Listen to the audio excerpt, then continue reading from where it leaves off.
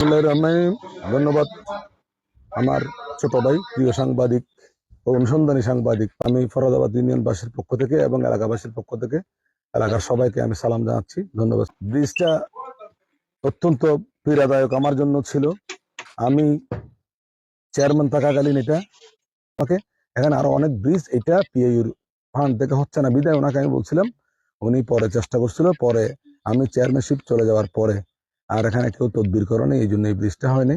আজকে এখানে আমি উপস্থিত হয়েছি বিশেষ করে ভাই আবুধাবি প্রবাসী, নাম প্রকাশে অনিচ্ছুক।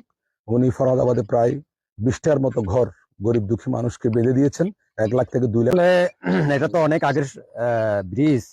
এটা এলাকার একজন গণমান্য এবং জনদরদী ব্যক্তি সিরাজ কুম্বানি সাহেব এটা দিয়েছিলেন। তো এত বছর পর্যন্ত এটা ব্রিটিশ আমলের ব্রিজ, এটা এত বছর পর্যন্ত মানুষ এটা দিয়ে চলাচল করছে। পরবর্তী নাজিরাট বাজারমুখী এই যে পশ্চিম মন্দাকিনী আজিয়ে জমি চাষবাস কৃষিবিদ মানুষের আছে কৃষি চাষ করতো